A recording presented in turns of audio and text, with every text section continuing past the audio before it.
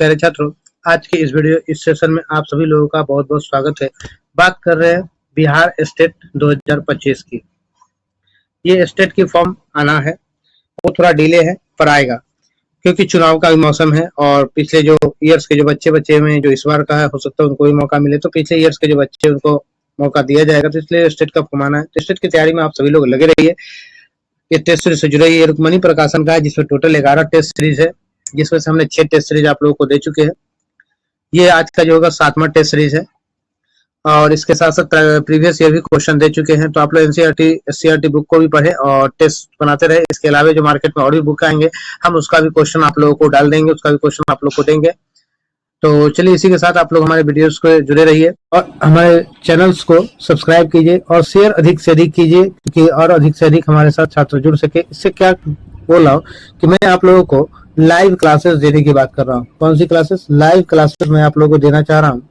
तो आप लोगों को लाइव क्लासेस में मैथ्स का जो क्लास दूंगा, उसके बाद रीजनिंग का क्लासेस जो बीएसएससी के लिए वाले जो छात्र उनको दूंगा, और जो बीपीएससी वाले हैं उनको भी मैं लाइव क्लासेस मैथ्स का फ्री में दूंगा।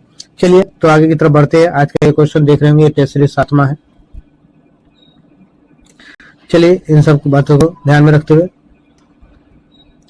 मेरा पहला क्वेश्चन आज करा मिश्रित खेती। मिश्रित खेती क्या है? एक ही खेत में कौन सी फसल भारत में संसार के अन्य सभी देशों से अधिक होती है? एक ही ऋतु में 2 फसलें साथ साथ एक ही खेत में उगाना। कृषि के साथ पशुपालन करना। ऑप्शन सी आपका हो जाएगा, कृषि के साथ पशुपालन करना। मिश्रित खेती उसे कहते हैं जहाँ जब मान लीजिए कि सपोज दैट आप ही खेती भी कर रहे हैं और साथ में पशुपालन भी कर रहे हैं, तो उसे कहा जाएगा मिश्रित खेती। तो option C is your right answer. चलिए, अगले प्रश्न की तरफ बढ़े। दूसरा नंबर मेरा प्रश्न करा, रेशम कीट किस पौधे पर निवास करता है? तो रेशम कीट जो है वो बलबड़ी यानी शहतूत के पौधे पर निवास करता है। Option D is your right answer.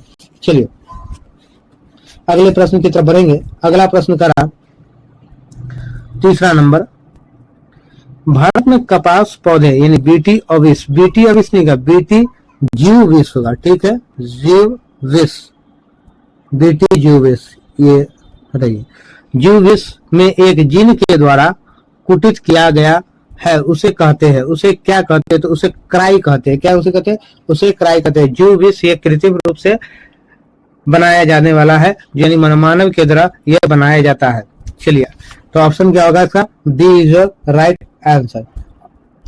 ये जो आता है कपास, इसका उपयोग जो किया जाता है वो कपास के लिए किया जाता है, और भारत में कपास एकमात्र ट्रांसजेनिक फसल है जिसकी वर्तमान में व्यावसायिक खेती की जा रही है, और इसमें क्राई 2AI भारत में इसका उपयोग किया जाता है। ठीक है, तो ये किस लिए उपयोग किया था आप लोग समझ गए। चलिए, अगले प्रश्न की तरफ बढ़ते हैं। अगला प्रश्न मेरा चौथा नंबर का रहा, हरित खाद के लिए उपयुक्त एक अफलीदार फसल कौन सी है? उपयुक्त खाद के लिए एक अफलीदार फसल कौन सा है? तो अफलीदार फसल क्या हो जाएगा? तो लोबिया जो है एक अफलीदार फसल है। Option A is right answer. चलिए, अगले प्रश्न की तरफ बढ़ते हैं। अगला प्रश्न मेरा कह रहा 5 नंबर, पूसा रूबी किस्म एक है। पूसा रूबी जो है वो किसका किस्म है? तो पूसा रूबी जो है टमाटर का एक हाइब्रिड किस्म है। क्या है ये? हाइब्रिड किस्म है। चलिए, तो option C is right answer. अगले प्रश्न की तरफ बढ़ते हैं। टर्की किसकी नस्ल है? तो टर्की जो है मुर्गी की नस्ल है। टर्की किसकी नस्ल है? तो मुर्गी की नस्ल है। तो option A is right answer. अगला प्रश्न की तरफ चलते हैं। दूध उत्पादन में भारत विश्व में कौन सा स्थान है? तो दूध उत्पादन में भारत का विश्व में प्रथम स्थान है। Option A is right answer.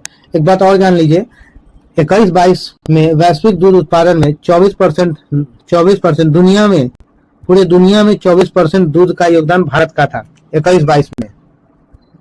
इसलिए दूध उत्पादन में भारत का प्रथम स्थान है। और एक बात याद और बात रखिए कि जो भारत में जितना भी दूध का उत्पादन होता है, सबसे अधिक उत्तर प्रदेश का 18% योगदान होता है। यूपी का योगदान कितना होता है? 18% होता है। चलिए, अगले प्रश्न की तरफ बढ़ते हैं। अगला प्रश्न मधुमक्खियों का प्रजनन तथा प्रबंधन कहलाता है। मधुमक्खी के प्रजनन तथा क्या कहते हैं? उसे एपी कल्चर कहते हैं। क्या कहते हैं? AP culture. Option is your right answer. अब लोग को एक बात और पता होगा, पीसी कल्चर क्या था? मत्स्य पालन से संबंधित है, मछली से संबंधित है पीसी कल्चर। सेरीकल्चर किससे संबंधित है? सेरीकल्चर किससे संबंधित है? तो यह रेशम से है, रेशम से संबंधित है सेरीकल्चर। और सल्वी कल्चर किससे संबंधित है? तो ये वन प्रबंधन से है, ये वन से संबंधित है। चलिए, आपको चारों का हमने बता दिया है, तो इसे याद रखिए, नोट कर लीजिएगा। चलिए अगले क्वेश्चन की तरफ बढ़ते हैं। अगला क्वेश्चन मेरा करा 9 नंबर, करा भोपाल गैस दुर्घटना का कारण था। भोपाल गैस दुर्घटना का क्या कारण था? तो मिथाइल आइसोसाइनाइड का रिसाव का कारण था। तो option A is your right answer. चलिए अगले प्रश्न की तरफ बढ़ेंगे। अगला अच्छा, ये अब पूछा जाए कि ये कब हुआ था, तो ये इसे याद रखिएगा, 3 दिसंबर 1984 को हुआ था मिथाइल आइसोसाइनेट का रिसाव। अब ये कहाँ हुआ था? तो ये भी आपको पता है, भोपाल में हुआ था। कहाँ हुआ था? भोपाल में हुआ था। चलिए अगले प्रश्न की तरफ बढ़े। 10 नंबर मेरा क्वेश्चन करा, निम्नलिखित में से कौन सा स्वच्छ ईंधन का एक उदाहरण है? तो स्वच्छ ईंधन का एक उदाहरण क्या? प्रोपेन जो है एक स्वच्छ ईंधन का उदाहरण है। इसे ये जो है पेट्रोलियम गैस भी कहा जाता है, इसे तरलीकृत पेट्रोलियम यानी तरलीकृत पेट्रोलियम गैस इसे कहा जाता है। ये पेट्रोल और डीजल की तुलना में काफी स्वच्छ ईंधन है। चलिए अगले प्रश्न की तरफ बढ़ते हैं। अगला प्रश्न मेरा कह रहा, उर्वरक के अतिरिक्त प्रयोग से होता है। उर्वरक के अतिरिक्त प्रयोग से क्या होता है? तो प्रदूषण होता है। तो कौन सा प्रदूषण? मृदा, जल, वायु, उपयुक्त में से सभी प्रकार के प्रदूषण होते हैं।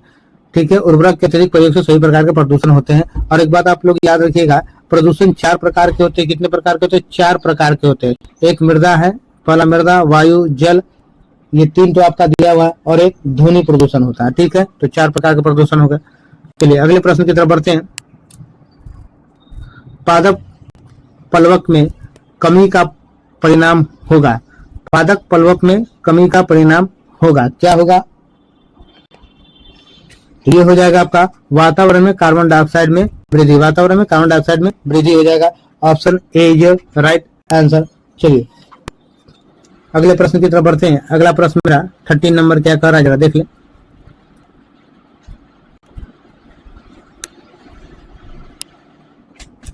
जैव आवर्धन का सर्वाधिक विषाक्त संकेंद्रण होगा।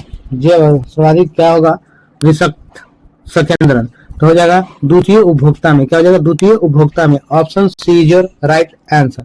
अगले प्रश्न की तरफ बढ़ते हैं। अगला प्रश्न 14 नंबर, 5 विकासशील देशों के अंतर्राष्ट्रीय संगठन ब्रिक्स में कौन कौन से देश शामिल है? ब्रिक्स में कौन कौन से देश शामिल हैं? तो ये कौन कौन से देश हो जाएंगे? तो ये हो जाएंगे आपके ब्राजील, रूस, भारत, चीन और दक्षिण अफ्रीका। ये 5 देश शामिल है आपका। Option A is your right answer. चलिए अगले प्रश्न की तरफ बढ़ेंगे। एक बात और भी याद रखिएगा, जो ब्रिक्स में जितने भी देश है, ये कुल दुनिया में जितनी आबादी है, कुल आबादी का 40% आबादी इन देशों में रहता है। और कुल देशों का जितना जीडीपी है, उसका 30% जीडीपी इन्हीं के पास है। इस ब्रिक्स देशों के पास है 30% जीडीपी और आबादी 40% है। चलिए अगले प्रश्न की तरफ बढ़ेंगे। 15 नंबर, इसको क्या करा? सुमेलित करना है, यानी कि आपको मैच द फॉलोइंग है। तो सबसे पहले करा नेशनल इंस्टीट्यूट ऑफ इम्यूनोलॉजी। ये कहाँ है? तो नेशनल इंस्टीट्यूट ऑफ इम्यूनोलॉजी जो है आपका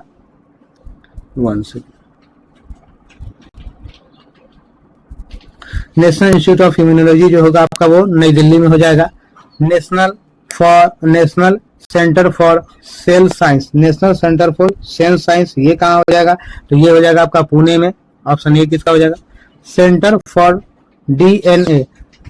डीएनए फिंगरप्रिंट होगा। ठीक है, सेंटर फॉर डीएनए फिंगरप्रिंट कहाँ है? तो डीएनए फिंगरप्रिंट कहाँ होता है? तो हैदराबाद में है।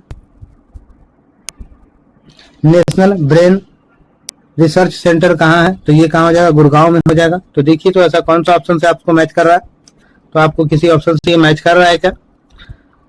पहला का 4 नंबर, फर्स्ट का 4, ये दो बी और सी दोनों में आ रहा। सेकंड का जो है, सेकंड का 1 नंबर, सेकंड का 1 नंबर, ये तो option B is your right answer. 15 का ऑप्शन क्या हो गया? बी हो गया। चलिए अगले प्रश्न की तरफ बढ़ते हैं। अगला प्रश्न कह रहा है, बंधुआ मजदूर कब लागू की गई थी? बंधुआ मजदूरी कब लागू की गई थी? तो बंधुआ मजदूरी जो है 1976 में क्या है? ये जो बंधुआ मजदूरी का जो नियम है, जो बंधुआ मजदूरी जो हटाने का जो काम है, समापन का अधिकार जो 1976 में लागू किया था। समापन होगा, बंधुआ मजदूरी का समापन का काम कब किया था? 1976 में किया गया था। Option C is your right answer.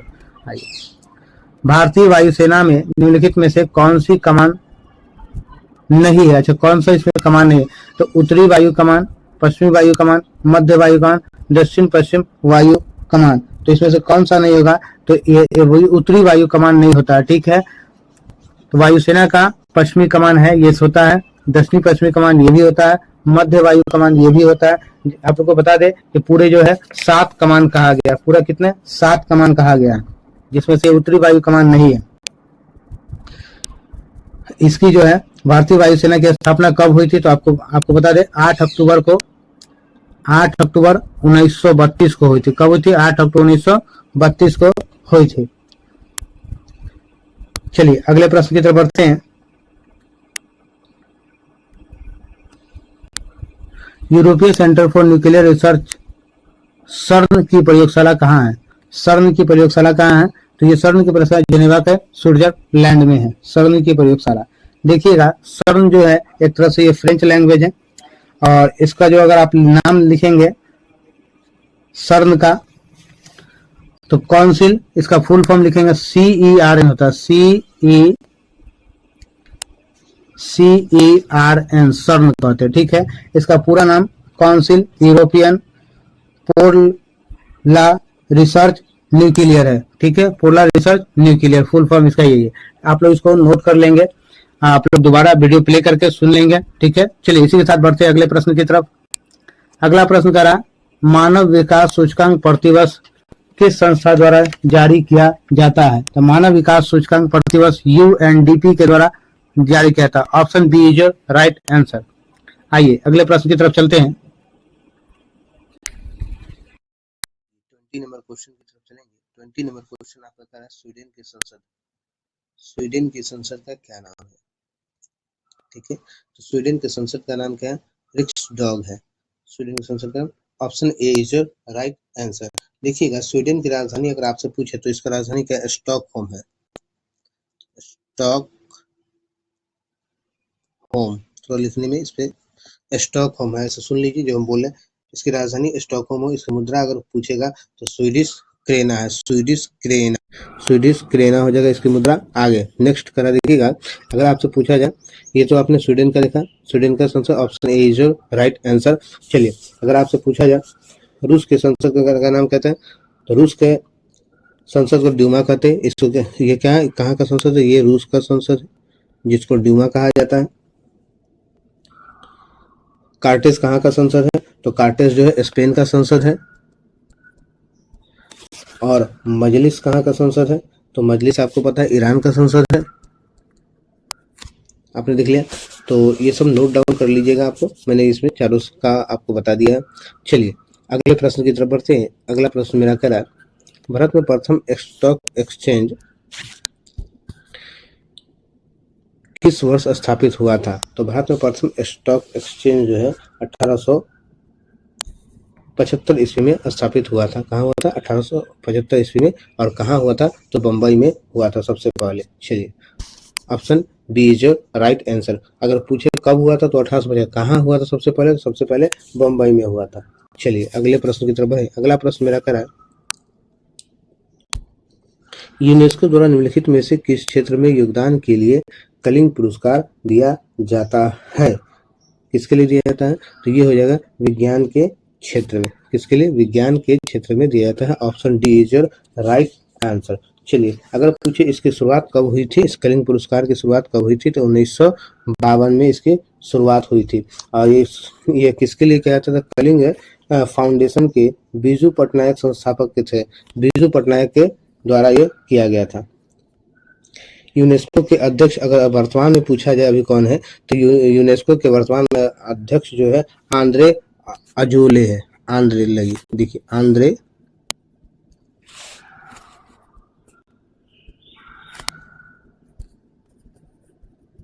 Azoulay है। आंद्रे अजोले है वर्तमान में इसके अध्यक्ष कौन? ठीक है, चलिए अगले प्रश्न की तरफ बढ़ते हैं। अगला प्रश्न मेरा कह रहा है 23 नंबर प्रश्न मेरा कह रहा है, भारतीय रिजर्व बैंक आरबीआई का राष्ट्रीयकरण कब हुआ था? तो आरबीआई का राष्ट्रीयकरण कब हुआ था? तो 1949 में 1949 में हुआ था। Option B is your right answer. चलिए अगर पूछे डेट के साथ अगर आपसे पूछा जाए तो लिखिएगा 1 जनवरी। कितना? 1 जनवरी 1 जनवरी 1949 को इसका राष्ट्रीयकरण किया गया था। चलिए अगर इसकी स्थापना की बात अगर पूछा जाए तो इसकी स्थापना कब की गई थी? तो इसकी स्थापना जो है 1 अप्रैल 1935 को इसकी स्थापना की गई थी। ठीक है, अगले प्रश्न की तरफ बढ़ते हैं। अगला प्रश्न मेरा कह रहा है 24 नंबर। सिग्मो क्या है? सिग्मो क्या है? तो सिग्मो जो है गोवा का वसंत ऋतु का महोत्सव है। गोवा का वसंत ऋतु का महोत्सव है। Option A is your right answer. चलिए अगले प्रश्न की तरफ बढ़ते हैं। अगला प्रश्न मेरा बोल रहा है निम्नलिखित में से कौन सा एक पर्वतीय चोटी सही सुमेलित नहीं है? कौन सा एक पर्वतीय चोटी है जो इसके साथ सही सुमेलित नहीं है? तो सबसे पहले देखिएगा वो अबोर झारखंड, ये वाला जो है ये सही सुमेलित नहीं है। अबोर झारखंड में नहीं है। अबोर पर्वत चोटी जो है अरुणाचल प्रदेश में, कहाँ है? अरुणाचल प्रदेश में है। चलिए इसके बाद अगर आपसे पूछे कि ये कहाँ पे है तो ये जो है अरुणाचल प्रदेश, ये भारत और चीन की अंतर्राष्ट्रीय सीमा के पास ये स्थित है अबोर। ठीक है, ये झारखंड की जगह कहाँ होगा? अरुणाचल।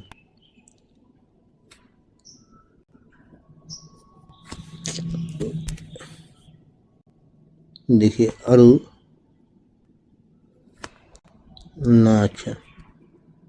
अरुणाचल प्रदेश में है और भारत और चीन के अंतर्राष्ट्रीय सीमा के बीच में यह स्थित है। चलिए अगले प्रश्न की तरफ चलते हैं। इसका ऑप्शन क्या हो जाएगा? ए योर राइट आंसर हो जाएगा। चलिए अगले प्रश्न की तरफ बढ़े। अगला प्रश्न मेरा 26 नंबर क्या कर रहा है? 26 नंबर मेरा क्वेश्चन कह रहा है निम्नलिखित में से कौन सा कथन सही नहीं है? कौन सा कथन सही नहीं है? तो कहा जा रहा है आपको भारत में गुजरात सबसे बड़ा समुद्र तट है।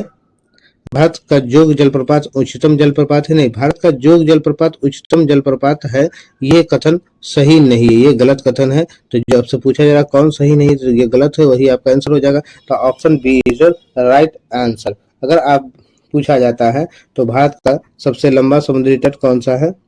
तो गुजरात का जो है सबसे लंबा समुद्री तट है। ठीक है, जो कितना किलोमीटर है? अगर लगभग देखा जाए तो 1214 किलोमीटर है सबसे लंबा समुद्री तट भारत का गुजरात है। दूसरा पूछा जाए आपसे तो दूसरा जो है आंध्र प्रदेश राज्य का है समुद्री तट। दूसरा आंध्र प्रदेश राज्य का समुद्री तट है।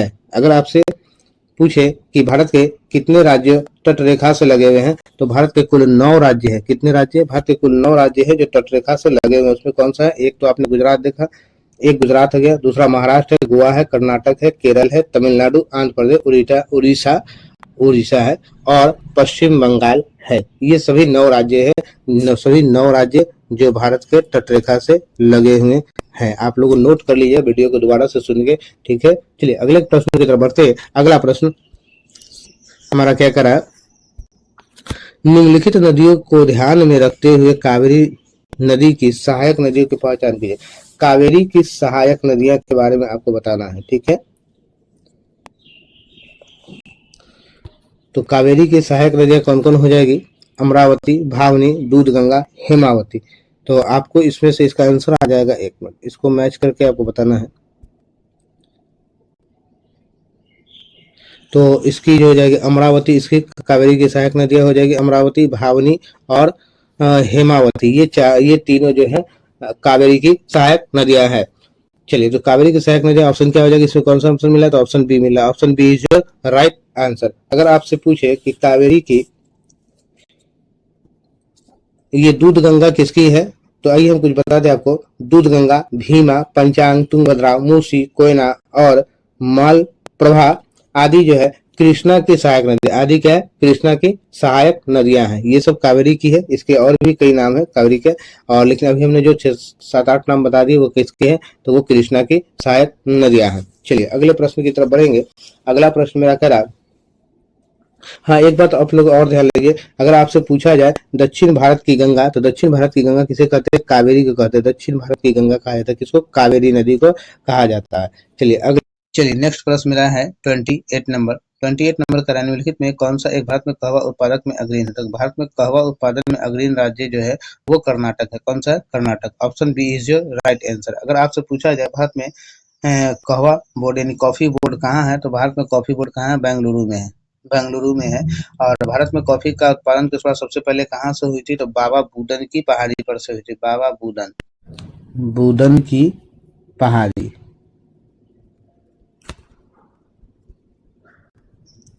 और भारत जो है विश्व का छठा सबसे बड़ा कॉफी उत्पादक देश है। चलिए अगले क्वेश्चन की तरफ बढ़ेंगे। 29 नंबर, जनगणना 2011 के अनुसार अनुसूचित जाति का अधिकतम प्रतिशत जिस राज्य में पाया जाता है वह कहाँ है? तो वह है Mizoram. Option C is right answer. चलिए अगले प्रश्न की तरफ बढ़ेंगे। अगला प्रश्न मेरा कह रहा 30 नंबर मेरा क्वेश्चन क्या कर रहा, निम्नलिखित में से कौन सा एक सही सुमेलित नहीं है? निम्नलिखित में से कौन सा एक सही सुमेलित नहीं है? तो आपके पास ये चार ऑप्शन दिए गए हैं, ए बी सी डी। इसी चारों में से आपको बताना है कि कौन सा आपका सही नहीं है। तो देखिएगा, करा मुंबिका कर्नाटक ये सही है, दलमा झारखंड सही है, नियर छत्तीसगढ़ में नहीं होगा, ये आपका गलत है। यानी आपसे ये पूछ रहा है गलत वाला, तो ये ऑप्शन आपका सी हो जाएगा। Your right answer is option C, near वन्य जीव अभ्यारण्य है। ठीक है, नियर का वन्य जीव अभ्यारण्य है। तो ये कहाँ है? ये केरल के तिरुअनंतपुरम से लगभग 30-32 किलोमीटर से के दूरी पर है। 30-32 किलोमीटर दूरी है केरल के तिरुअनंतपुरम से। चलिए इसमें अगर देखा जाए आपसे, तो भारत का सबसे बड़ा अगर राष्ट्रीय उद्यान अगर आपसे पूछा जाता है, भारत का सबसे बड़ा राष्ट्रीय उद्यान, तो लेह जनपद में स्थित है। और भारत का प्रथम राष्ट्रीय उद्यान की बात अगर आपसे करें, तो प्रथम राष्ट्रीय उद्यान क्या है? जिम कार्बोनेट पार्क है, जिसकी स्थापना 1936 ईस्वी में की गई थी। ठीक है, चलिए अब अगले प्रश्न की तरफ बढ़ेंगे। अगला प्रश्न मेरा कह रहा है 31 नंबर, भारत में किस एक कृषि उपज का भारत विश्व में सर्वाधिक उत्पादक है? किसका सबसे? तो तिलहन का भारत में सबसे अधिक उत्पादन किया जाता है। Option B is right answer. और भारत में ये तिलहन का कुल उत्पादन में लगभग मध्य प्रदेश जो है, यानी एमपी, मध्य प्रदेश, राजस्थान, गुजरात, ये जो चारों राज्य वो अग्रणी है, यानी सबसे ज्यादा इसी जगह भारत में यहीं पे तिलहन की फसल की जाती है। चलिए अगले प्रश्न की तरफ बढ़ेंगे। अगला प्रश्न मेरा 32 नंबर का इल मेनाइट, जो कि एक भारतीय तटीय रेखा के साथ व्यापक रूप से वितरित है, इसका खनिज है। इसका खनिज क्या है? इसका किसका खनिज है? ये कौन सी खनिज की बात कर रहा है? तो इसके बाद ये इसका हो जाएगा टाइटेनियम। क्या हो जाएगा? Titanium. Option B is right answer. चलिए अगले प्रश्न की तरफ बढ़ेंगे। अगला प्रश्न मेरा क्या, गंगा के मैदान को एक डैश के रूप में वर्णित किया गया है। किसके रूप में वर्णित किया गया है? तो ये हो जाएगा जियोसिक लाइन के रूप में, जियोसिक्लाइन के रूप में वर्णित किया गया। Option C is right answer. चलिए अगला प्रश्न मेरा बोल रहा है 34 नंबर। 34 नंबर मेरा क्वेश्चन है, निम्नलिखित में से कौन सा मीठे पानी का झील है? तो मीठे पानी का झील इसमें से कौन सा है? तो ये हो जाएगा उलर झील मीठे पानी का झील है। और ये कहाँ है? तो ये अगर आपसे पूछा जाए कहाँ है, तो उलर झील जम्मू कश्मीर के बांदीपुर जिले में, जम्मू एंड कश्मीर के बांदीपुर जिले में है, बांदीपुर में है। ये मीठे पानी का झील है। अगर आपसे पूछा जाए खरे पानी का झील कौन सा है, तो खरे पानी का झील चिल्का झील हो जाएगा। खरे पानी का झील चिल्का झील है भारत में। चलिए अगले प्रश्न की तरफ बढ़ते हैं। अगला प्रश्न मेरा कह रहा 35 नंबर। 35 नंबर मेरा क्वेश्चन कह रहा, भौगोलिक अपवर्तन चक्र की संकल्पना इनमें से किसने प्रस्तुत की है? भौगोलिक अपवर्तन चक्र की संकल्पना किसने प्रस्तुत की है? तो ये आपका W.M. डेविस ने की है। किसने की थी? W.M. डेविस ने। Option C is right answer. चलिए अगले प्रश्न की तरफ बढ़ेंगे। अगला प्रश्न मेरा करा 36 नंबर 36 नंबर क्वेश्चन करा, गरजने वाली चलीसा, क्रुधा पचासा, चीखने वाली साठा पवने पृथ्वी के किस गोलार्ध में चलती है? तो ये पृथ्वी के दक्षिणी गोलार्ध में ये सभी हवाएं चलती है। Option C is right answer. तो ये ऑप्शन सी आपका इसका राइट आंसर हो गया। चलिए अगला प्रश्न मेरा क्या है 37 नंबर। 37 नंबर जो क्वेश्चन मेरा है, 37 स्वर्गसो सागर एक हिस्सा है। 37 नंबर क्वेश्चन करा स्वर्गसो सागर एक हिस्सा है, तो किसका हिस्सा है? तो स्वर्गसो सागर जो है उत्तरी अटलांटिक महासागर का, किसका हिस्सा है? उत्तरी अटलांटिक महासागर का। Option D is right answer. Option D का सही उत्तर होगा। चलो अगले प्रश्न की तरफ बढ़ते हैं। अगला प्रश्न मेरा क्या कर रहा है कि 38 नंबर का है, भारत और चीन के बीच सीमा रेखा को क्या कहा जाता है? भारत और चीन के बीच जो सीमा रेखा है उसको क्या कहते हैं? तो भारत और चीन के बीच की सीमा रेखा को मैकमोहन रेखा कहा जाता है। तो ऑप्शन बी सही उत्तर होगा मेरा। ठीक है, अगर इससे आपसे पूछा जाए डूरंड रेखा के बारे में, तो डूरंड रेखा कहाँ है? पाकिस्तान एंड अफगानिस्तान के, पाकिस्तान एंड अफगानिस्तान के बीच में कौन है? ये डूरंड रेखा है।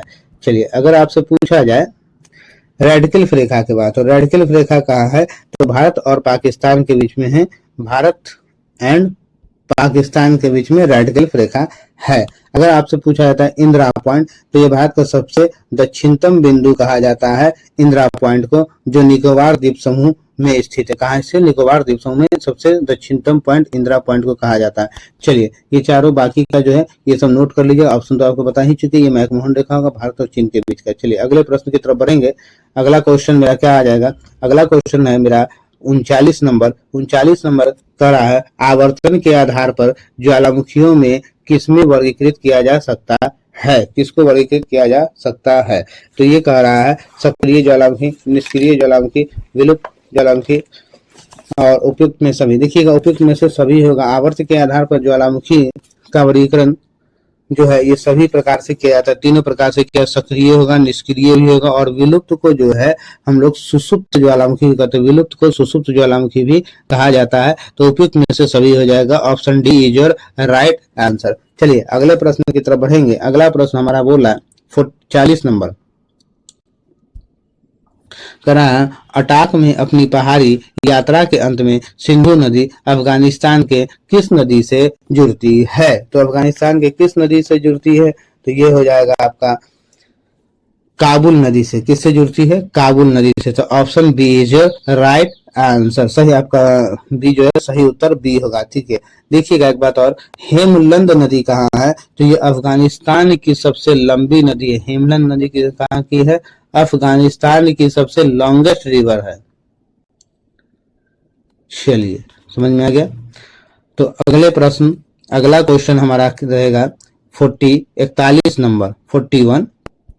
तो 41 नंबर जो हमारा क्वेश्चन है कह रहा है निम्नलिखित में से कौन सा विश्व में सुप्रचारित वन्य जीव अभियान है जिसे 1973 में शुरू किया गया था? कब शुरू किया गया था? तो 1973 में। तो इसका क्या कर रहा है? Project Tiger. क्या? Project Tiger. Option A is सही उत्तर होगा। चलिए अगला क्वेश्चन की तरफ चलेंगे। अगला क्वेश्चन मेरा कर रहा है 42 यानी 42 नंबर। 42 नंबर कह रहा है क्षोभ मंडल के बारे में निम्नलिखित में से कौन सा कथन सत्य है? क्षोभ मंडल देखिएगा, यह वायुमंडल सबसे ऊपरी परत है, गलत बात। सबसे ऊपर इस परत का तापमान ऊंचाई के साथ बढ़ता है, ये भी गलत करा। इसकी औसत ऊंचाई 13 किलोमीटर, सही बात है। इसकी औसत ऊंचाई कितनी है? 13 किलोमीटर है। और क्षोभ मंडल को हम लोग, ये क्षोभ मंडल लिखा है जिसको अंग्रेजी में क्या कहते हैं? ट्रोपोस्फेयर कहते हैं। ट्रोपोस्फेयर कहते हैं अंग्रेजी में, क्षोभ मंडल ट्रोपोस्फेयर कहते हैं। क्षोभ मंडल को अधोमंडल के नाम से भी जाना जाता है। चलिए अगला क्वेश्चन की तरफ बढ़ेंगे। 43 नंबर है। 43 नंबर को पढ़ते हैं जरा।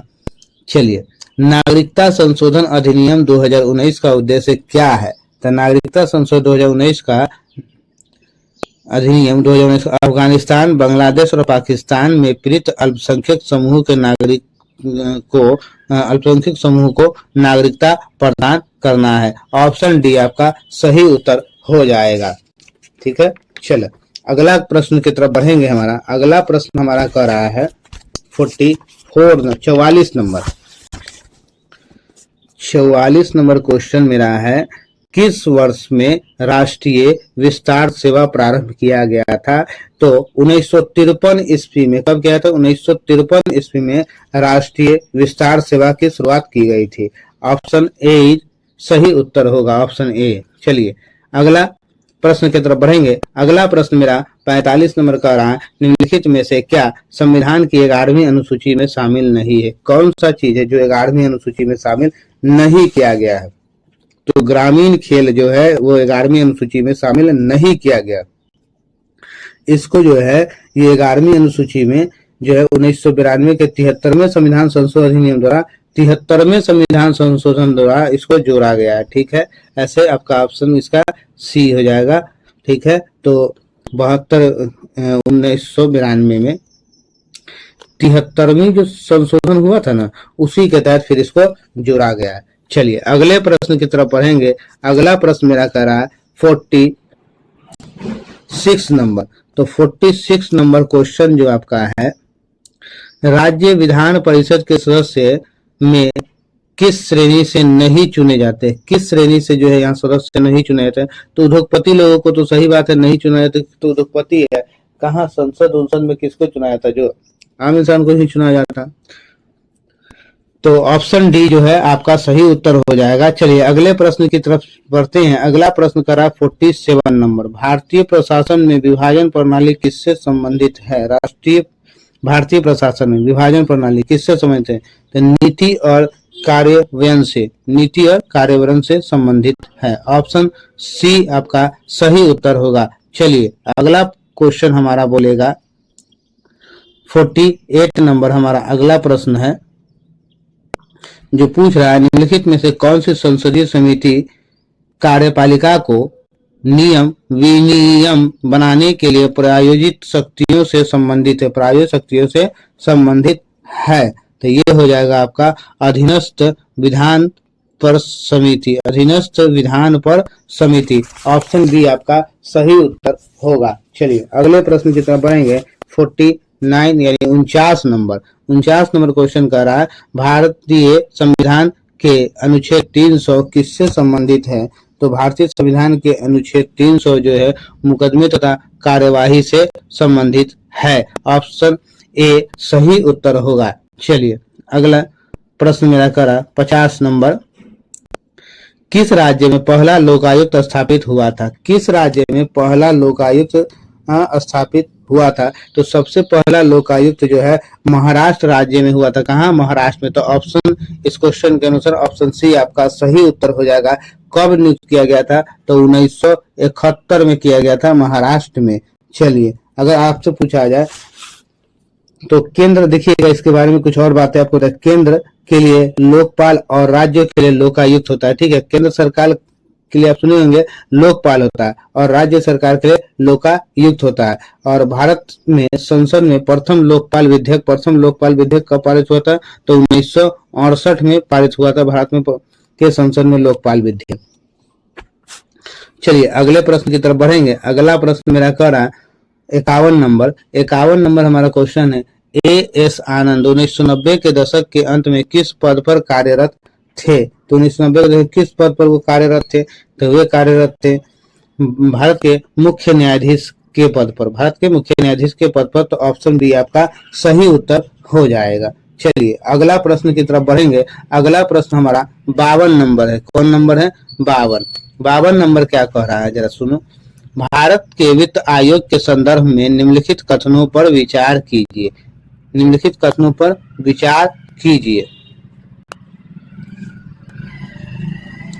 थोड़ा छोटा कर देते, दिखने में थोड़ा अच्छा है। तो वित्त आयोग एक संवैधानिक निकाय है। संविधान के अनुच्छेद 280 के तहत वित्त आयोग की स्थापना किया गया था। वित्त आयोग द्वारा की गई सिफारिश प्राकृतिक में केवल सलाहकारी है।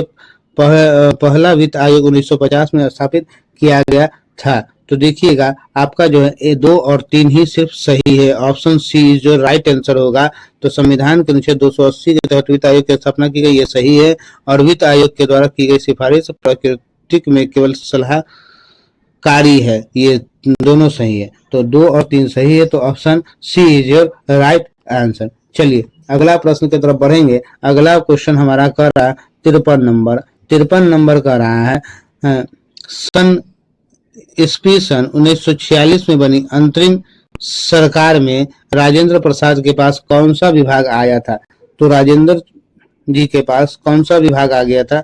तो खाद्य एवं कृषि का विभाग राजेंद्र प्रसाद के पास है था। तो option D is your right answer. अगर पूछा जाए आपसे कि उस समय पंडित नेहरू के पास कौन सा, तो राष्ट्रमंडल संबंध एवं विदेशी मामला था।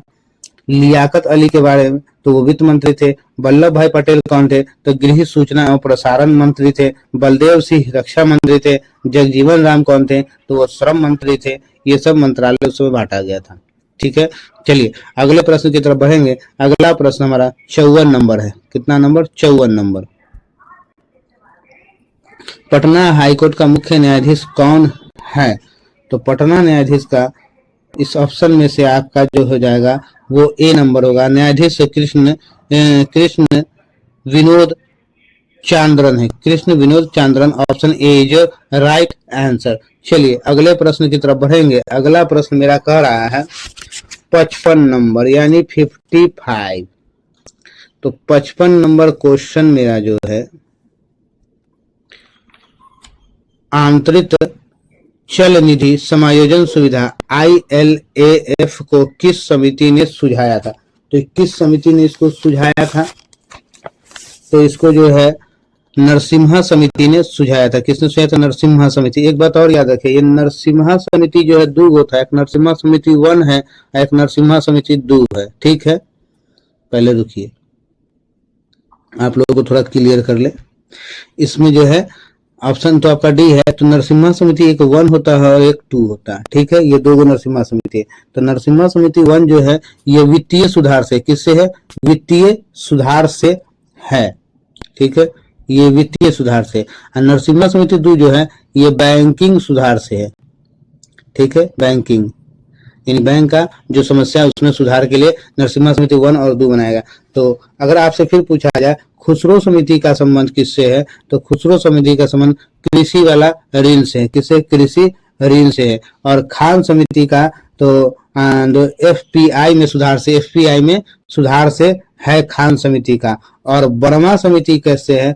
तो वर्मा समिति जो है बैंक बड़े बैंकों को विलय करने की सिफारिश है। छोटे बैंकों को बड़े बैंक में विलय कर देने की सिफारिश को वर्मा समिति है। चलिए बाकी का भी जान गए सारा समिति का काम।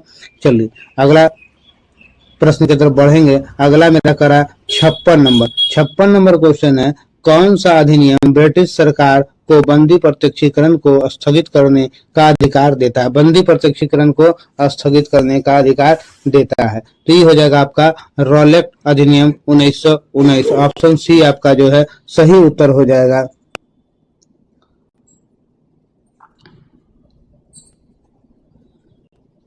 देखिएगा इसी समय लॉर्ड चेम्सफोर्ड के कार्यकाल था। ठीक है, ये रॉलेट कानून जो 1919 लागू हुआ था, जिसे काला कानून भी कहा जाता है, ये लॉर्ड चेम्सफोर्ड के शासनकाल में शुरू हुआ था। मार्च 1919 में शुरू हुआ था। 57 नंबर है। 57 नंबर मेरा क्वेश्चन क्या कह रहा है,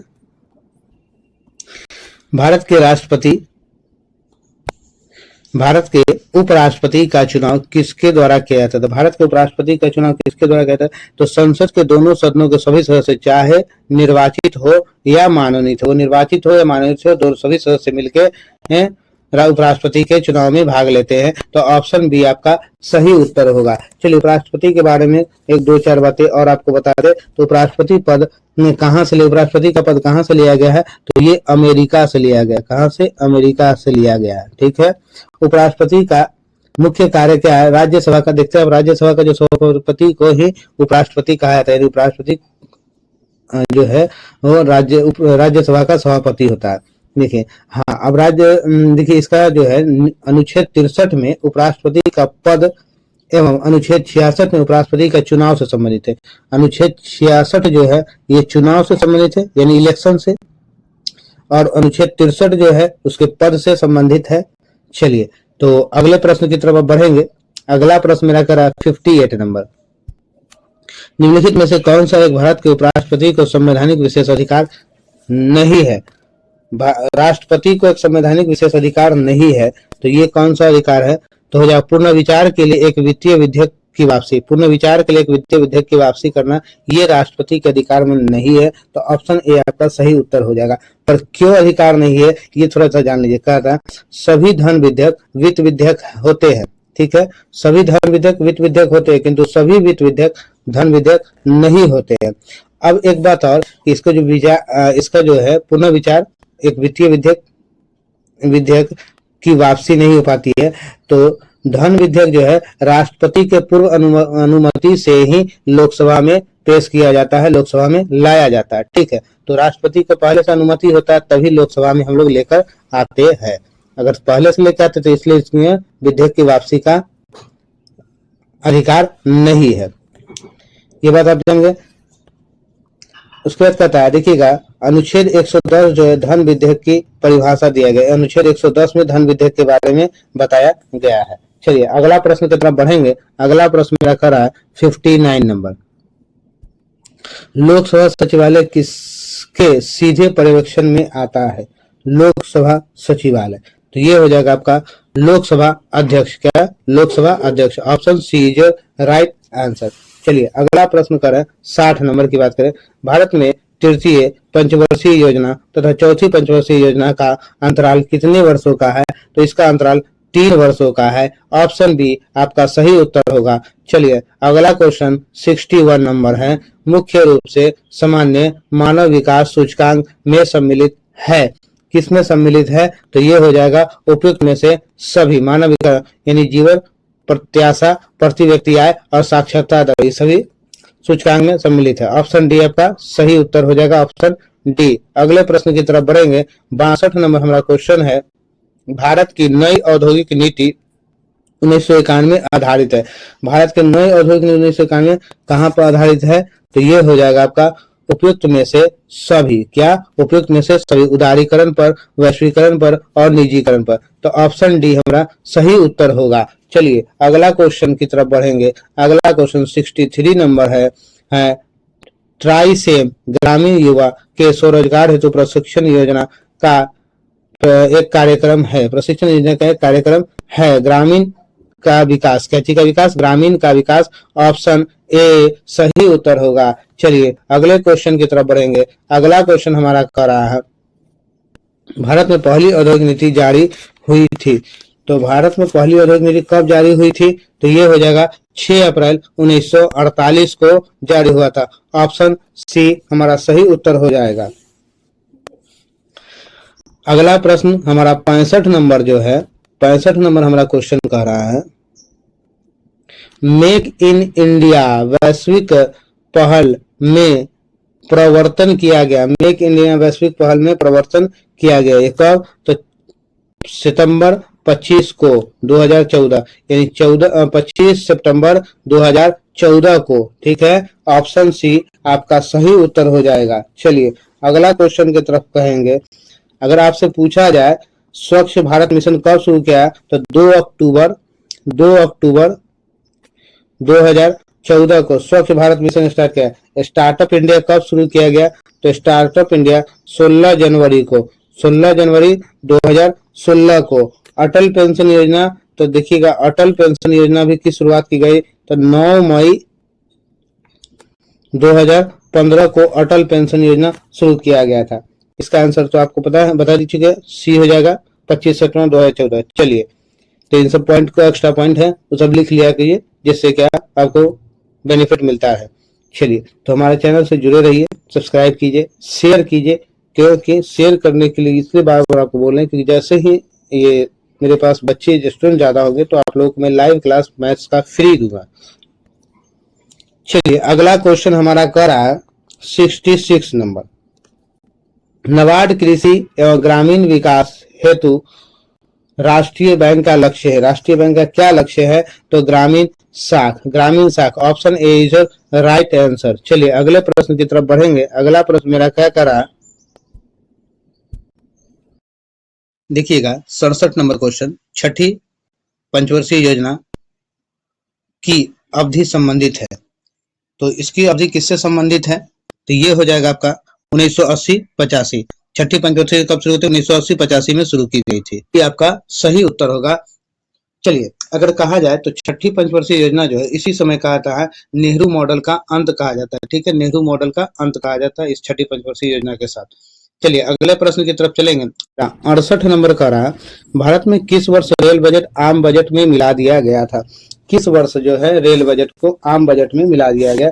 तो ये हो जाएगा आपका 2017 में रेल बजट को आम बजट में मिला दिया गया, 1 फरवरी 2017। अगर डेट के साथ पूछे तो 1 फरवरी। अगर आप लोग को कहा जाए तो रेल बजट और आम बजट जो है कब अलग किया गया था? रेल बजट को आम बजट से कब अलग किया था? 1924-25 में। 1924 जो है 1924-25 में रेल बजट को आम बजट से अलग कर दिया गया था। चलिए अगले प्रश्न की तरफ बढ़ेंगे। अगला क्वेश्चन हमारा कर रहा है 69 नंबर, आर्थिक विकास में सबसे अच्छा सूचकांक किसके द्वारा प्रदान किया जा सकता है? आर्थिक विकास में सबसे अच्छा सूचकांक किसके द्वारा प्रदान किया जा सकता है? तो ये हो जाएगा आपका प्रति वर्ष प्रति व्यक्ति वास्तविक आय में वृद्धि। प्रति वर्ष प्रति व्यक्ति में आय में वृद्धि, ऑप्शन बी आपका सही उत्तर हो जाएगा। चलिए अगला प्रश्न मेरा 70 नंबर क्वेश्चन जो है वो क्या दिख लीजिए। 70 नंबर क्वेश्चन हमारा कर रहा सूचीवन यानी कि मिलान करना आपको है। मैच द फॉलोइंग जिसको कहते हैं, ये मैच द फॉलोइंग जरा हम लोग देख ले किसका कौन सा आंसर होगा। उसके बाद फिर नीचे की तरफ भी थोड़ा चलेंगे, थोड़ा छोटा भी कर लेते हैं कि थोड़ा सा देखने में आसानी हो। 70 नंबर क्वेश्चन का मैच द फॉलोइंग। पहला पूरा सरकारिया आयोग। सरकारिया आयोग का संबंध किससे है? तो सरकारिया आयोग का संबंध जो है केंद्र राज्य संबंध से है। तो ए का 3 नंबर केंद्र राज्य संबंध से। सी रंगराजन समिति क्या है? तो सी रंगराजन समिति आपका जो हो जाएगा, इसका संबंध जो हो जाएगा गरीबी की मापन से है। ठीक है, ऑप्शन ए। आप लोग को एक बात और, पिछले क्वेश्चन एक जो था, चलिए उससे रिलेटेड एक क्वेश्चन ये भी, सी रंगराजन समिति। चलिए उसके बाद सी नंबर का रहा पारेख समिति। पारेख समिति का क्या हो जाएगा? Infrastructure financing. ठीक है, ये हो जाएगा आपका 2 नंबर सी का 2 नंबर। नरसिम्हा समिति की बात करें तो नरसिम्हा समिति का रहा डी नंबर, डी का तो 4 हो जाएगा। अब देखिएगा ऐसा कौन सा ऑप्शन मिल रहा है? 1 का 3 यहाँ मिल रहा है, 2 का 1 ये मिल रहा है और 3 का 2 ये मिल रहा है। यानी option A is your right answer, हमारा पहला उत्तर सही होगा, पहला ऑप्शन मेरा सही होगा। चलिए अगला प्रश्न हमारा कर रहा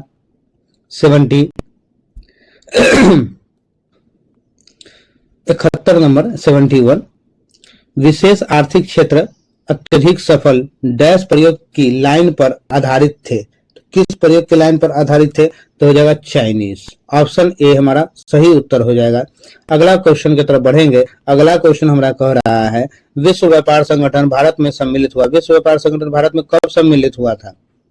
तो विश्व व्यापार संगठन में भारत 1995 में सम्मिलित हुआ था। ठीक है, 1995। तो विश्व व्यापार संगठन जिसको अंग्रेजी में WTO कहते हैं, WTO वर्ल्ड ट्रेड ऑर्गेनाइजेशन। ठीक है, इसकी स्थापना 1 जनवरी 1995 को हुआ था। कब हुआ था? 1 जनवरी 1995 को हुआ था। इसका मुख्यालय कहाँ है? तो जिनेवा, स्विट्जरलैंड में, स्विट्जरलैंड के जिनेवा में है इसका मुख्यालय। इसमें कुल 164 देश है। कुल कितने हैं WTO में? 164 देश है। इसका 164वां देश जो होगा, 164वां देश जो है वो कौन है? अफगानिस्तान है। ठीक है, 164वां देश। चलिए अगले प्रश्न की तरफ बढ़ेंगे। अगला प्रश्न हमारा करा 73 नंबर, संशोधित मूल्य वर्धित कर संबंधित है। संशोधित मूल्य वर्धित कर संबंधित है, किससे संबंधित है? तो हो जाएगा आपका उत्पाद कर से। किससे? उत्पाद कर से, ऑप्शन ए आपका सही उत्तर हो जाएगा। चलिए अगला क्वेश्चन की तरफ बढ़ेंगे। अगला क्वेश्चन मेरा कह रहा है नफेड। नफेड एक है, नफेड क्या है? तो नफेड एक तरह से क्या है? यह सहकारी संगठन है। क्या है? सहकारी संगठन है। National agriculture corporative marketing federation of India limited. ठीक है, इसका पूरा नाम है, फुल फॉर्म इसका है। ठीक है, तो ऑप्शन बी आपका सही उत्तर। हमने जो बोला उसको फिर से आपने वीडियो को दोबारा सुन लेंगे और इसको नोट डाउन कर लेंगे। चलिए अगला प्रश्न की तरफ बढ़ेंगे। अगले क्वेश्चन मेरा करा 75 नंबर। कश्मीर का अकबर के नाम से प्रसिद्ध सुल्तान था। कश्मीर का अकबर नाम से प्रसिद्ध सुल्तान कौन था? तो ये हो जाएगा आपका सुल्तान जैनुल आबिदीन। सुल्तान जैनुल आबिदीन। ऑप्शन डी आपका सही उत्तर हो जाएगा। Option D is your right answer. अगले क्वेश्चन की तरफ बढ़ेंगे। अगला क्वेश्चन हमारा करा 76 नंबर। 76 नंबर कह रहा है मुगल चित्रकला किसके नेतृत्व में अपने शीर्ष बिंदु पर थी? 76 नंबर क्वेश्चन का हो जाएगा जहांगीर। ऑप्शन ए आपका सही उत्तर हो जाएगा, जहांगीर के शासनकाल था। अगला क्वेश्चन की तरफ बढ़ेंगे हम लोग। अगला क्वेश्चन हमारा कर रहा है 76 नंबर क्वेश्चन तो अभी हमने देखा ना, क्या था? मुगल चित्रकला किसके नेतृत्व में है? तो वो जहांगीर। चलिए 77 नंबर, ये थोड़ा ऊपर आ गया था इसलिए। 77 नंबर क्वेश्चन आपका करा मध्यकालीन भारत में मंसबदरी व्यवस्था क्यों लागू की गई थी? मंसबदरी व्यवस्था क्यों लागू की गई थी? तो ये हो जाएगा सैनिकों की सुगमता से भर्ती हेतु। सैनिकों की सुगमता से भर्ती हेतु। ऑप्शन बी आपका सही उत्तर हो जाएगा। 78 नंबर अष्टप्रधान का गठन किसने किया था? 78 नंबर में अष्टप्रधान का गठन शिवाजी ने किया था। ऑप्शन डी आपका सही उत्तर हो जाएगा। अगला प्रश्न 79 नंबर। दिल्ली के किस सुल्तान ने सबसे ज्यादा नहरों का निर्माण किया था? दिल्ली का कौन सा सुल्तान था? तो फिरोज शाह तुगलक जो था वो सबसे ज्यादा नहरों का निर्माण किया था। ऑप्शन ए आपका सही उत्तर हो जाएगा। अगले क्वेश्चन की तरफ बढ़ेंगे। अगला क्वेश्चन 80 नंबर का रहा है इनमें से किसने अंग्रेजी ईस्ट इंडिया कंपनी के कंट्रोल के खिलाफ बगावत की थी? कंट्रोल के खिलाफ बगावत की थी तो किसने किया था? तो हैदराबाद का निजाम। ऑप्शन बी हो जाएगा, हैदराबाद का निजाम ने इस बात को कहा था। ऑप्शन बी आपका सही उत्तर हो जाएगा। 81 नंबर क्वेश्चन का रहा है नील विद्रोह किसके बारे में था? नील विद्रोह किसके बारे में था? तो नील विद्रोह जो है रैयत नील की खेती नहीं करना चाह रहे थे, पर उसने एक अमान्य मूल्य पर जबरदस्ती कराई जा रही थी। उससे अमान्य मूल्य पर जबरदस्ती कराई जा रही थी। तो ऑप्शन सी आपका सही उत्तर हो जाएगा। ये नील का विद्रोह था, यानी रैयत जो लोग थे वो जो है खेती नहीं करना चाहते, पर उससे जबरदस्ती कराया जाता था। 1875 के दक्कन के दंगों के तत्कालिक कारण क्या थे? तो इसके तत्कालिक कारण जो था वो अकाल छा गया था, इसलिए 1875 का दक्कन का दंगा हुआ था। ऑप्शन ए आपका सही उत्तर हो जाएगा। चलिए 83 नंबर प्रश्न पे आएंगे। 83 नंबर प्रश्न मेरा करा रजनी पामदत्त ने कहा वे साम्राज्यवाद से लड़ते भी थे और सहयोग भी करते थे। उन्होंने किस राजनीतिक गठन के बारे में यह कहा? किस राजनीतिक गठन के बारे में यह कहा था? तो उसने भारतीय राष्ट्रीय कांग्रेस के बारे में यह कहा था। Option A. चलिए अगला क्वेश्चन 84 नंबर है कौन सा एक राष्ट्रवादी समाचार पत्र नहीं था? तो कौन सा एक राष्ट्रवादी समाचार पत्र नहीं था? तो आपका जो है डी हो जाएगा, द टाइम्स ऑफ इंडिया। ये राष्ट्रवादी समाचार पत्र नहीं था। Option D is your right answer. चलिए 85 नंबर प्रश्न की तरफ बढ़ेंगे। 85 नंबर मेरा क्वेश्चन कह रहा है प्रार्थना समाज, यंग इंडिया, लोकहितवादी, सत्यशोधक समाज, रहनुमाई दायान सभा के लिए निम्नलिखित विकल्पों में से सही संयोजन पहचानना। सही बात को आपको बता देना है। तो पहला कह रहा है गोपाल हरि देशमुख, आत्माराम पांडुरंग, मोहनदास करमचंद गांधी, ज्योतिबा फुले और नरोजी फुरंदोजी। उसके बाद आपका इसका बी नंबर ऑप्शन जो है अगले पेज में चला गया। चलिए बी नंबर, तो आपका इसका आंसर जो हो जाएगा वो बी नंबर हो जाएगा। क्या हो जाएगा? आत्माराम पांडुरंग, मोहनदास करमचंद गांधी, गोपाल हरि देशमुख, ज्योतिबा फुले और Naoroji Furdonji. Option B is your सही आंसर होगा। चलिए अगला क्वेश्चन की तरफ बढ़ेंगे। अगला क्वेश्चन मेरा कर रहा है 86 यानी 86 नंबर क्वेश्चन मेरा कर रहा है ईसा पूर्व द्वितीय शताब्दी के अंतिम चरण लगभग 2000 बीसी में कागज बनाने की कला को किसने खोजा था? तो कागज बनाने की कला को किसने खोजा था? तो चीनियों ने खोजा। सबसे पहले कागज का आविष्कार चीन में ही किया गया था। चलिए तो अगले प्रश्न की तरफ बढ़ते हैं। अगला ऑप्शन ए इसका सही उत्तर होगा। अगला प्रश्न मेरा करा 87 नंबर करा वायसराय की संधि द्वारा किसका मान मर्दन किया गया? किसका मान मर्दन किया गया था? तो ये हो जाएगा जर्मनी का। ऑप्शन बी आपका सही उत्तर हो जाएगा। चलिए अगले प्रश्न की तरफ बढ़ेंगे। द्वितीय विश्व युद्ध छिड़ने के प्रमुख कारण क्या था? द्वितीय विश्व युद्ध छिड़ने का प्रमुख कारण, तो द्वितीय विश्व युद्ध छिड़ने का प्रमुख कारण था वायसराय की संधि। ऑप्शन ए आपका सही उत्तर होगा।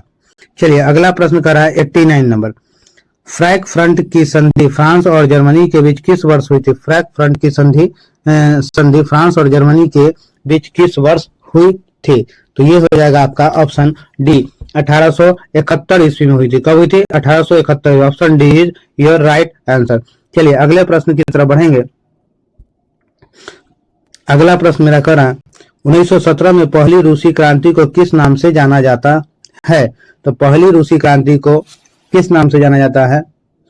तो ये हो जाएगा आपका फरवरी की क्रांति। ऑप्शन ए आपका सही उत्तर हो जाएगा। चलिए ठीक है अगले प्रश्न की तरफ बढ़ेंगे। अगला प्रश्न मेरा कर रहा है फ्रेंच इंडो चाइना की स्थापना किस वर्ष की गई थी?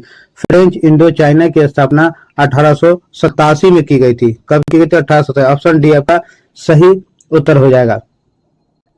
ऑस्ट्रेलिया जर्मनी इटली के बीच 1882 में त्रिगुट की संधि हुई थी। ठीक है त्रिगुट की संधि कब हुई गई थी? तो 1882 में, याद रखिएगा आप लोग। 92 नंबर क्वेश्चन करा है जिनेवा समझौता द्वारा वियतनाम का विभाजन किस वर्ष हो गई? जिनेवा समझौता के द्वारा वियतनाम का विभाजन किस वर्ष हो गया था? तो ये आपका आंसर हो जाएगा 1954 में हुआ था। कब हुआ था? 1954 में। ऑप्शन सी आपका सही उत्तर होगा। जिनेवा समझौता का संबंध वियतनाम से, उसमें वियतनाम को 2 भागों में बांट दिया गया था। चलिए अगले प्रश्न 93 नंबर की तरफ बढ़ेंगे हम लोग। 93 नंबर मेरा क्वेश्चन कर रहा है अमेरिकी महाद्वीप की खोज 1942 में ईस्वी में की थी। 1942 ईस्वी में किसने की थी? तो ये हो जाएगा आपका कोलंबस ने किया था। किसने किया था? Columbus. Option A is right answer हो जाएगा। अगला क्वेश्चन की तरफ बढ़ेंगे। बोस्टन टी चाय पार्टी घटना थी। बोस्टन टी चाय पार्टी घटना कब घटी थी? तो 1773 ईस्वी में घटी थी। बोस्टन टी चाय पार्टी नामक सैमुअल एडम्स थे। इस समय कौन थे? बोस्टन टी चाय पार्टी के नायक जो थे सैमुअल एडम्स थे। सैमुअल एडम्स थे। चलिए अगले प्रश्न 95 नंबर। गांधी जी के विदेशी वस्तुओं के बहिष्कार के आंदोलन का लक्ष्य था। क्या लक्ष्य था गांधी जी का? कुटीर उद्योग को प्रोत्साहन देना। अपने यहाँ के कुटीर उद्योग को प्रोत्साहन देना।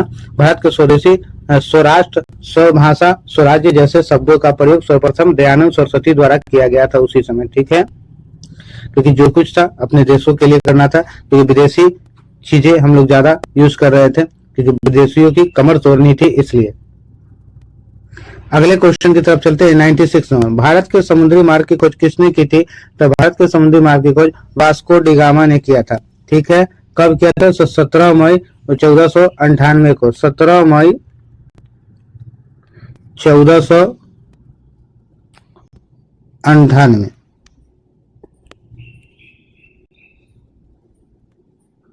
चलिए 97 नंबर क्वेश्चन हमारा कहेगा भारत में नियुक्त क्षेत्र में सबसे कौन सा चीड़ के वन से संबंध है? चीड़ के वनों से संबंध है। तो चीड़ के वनों से संबंध किसका है? उत्तराखंड। ऑप्शन डी आपका सही उत्तर हो जाएगा। उत्तराखंड वनों का संबंध है। मैंग्रोव वन समुद्र तटीय क्षेत्र में पाया था। मैंग्रोव वन कहाँ पाया था? समुद्र तटीय क्षेत्र में पाया था। सुंदरवन विश्व का सबसे बड़ा मैंग्रोव वन है। सुंदरवन को विश्व का सबसे बड़ा मैंग्रोव वन कहा था। भारत में पतझड़ वन अधिक पाया जाता है। भारत में किस प्रकार के वन सबसे ज्यादा पाए जाते हैं? तो पतझड़ प्रकार के वन सबसे ज्यादा पाए जाते हैं। चलिए अगले प्रश्न की तरफ बढ़ते हैं। 98 नंबर।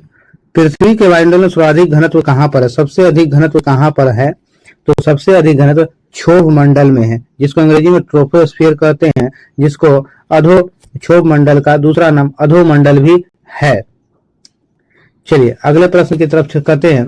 जो भी मौसमी घटनाएं, क्षोभ मंडल को अधोमंडल भी कहा जाता है, और जो भी मौसमी घटनाएं हैं वो सब यही होती है। चलिए अगले प्रश्न की तरफ बढ़ेंगे। रंग भेद की नीति के विरुद्ध आवाज उठाने वाले कौन थे? तो रंग भेद की नीति के खिलाफ आवाज उठाने वाले कौन थे? तो मार्टिन लूथर थे। Martin Luther. Option C is your right answer होगा। अगला 100 नंबर क्वेश्चन। उस संसदीय समिति को जो भारत के नियंत्रक महालेखा परीक्षक की रिपोर्ट समीक्षा करती है डैश कहा जाता है। क्या कहा जाता है? तो लोक लेखा समिति। ऑप्शन सी आपका सही उत्तर होगा। इसी के साथ ये 100 क्वेश्चंस का ये वीडियो यहीं पे समाप्त होता है। अगले वीडियो में हम आप लोगों से फिर मिलेंगे। तब तक के लिए आप लोग स्वस्थ रहिए, हमारे वीडियो से जुड़े रहिए और तैयारी अच्छी तरह से करते रहिए और हमारी बातों को ध्यान में रखिए। चलिए मिलते हैं इसी के साथ फिर।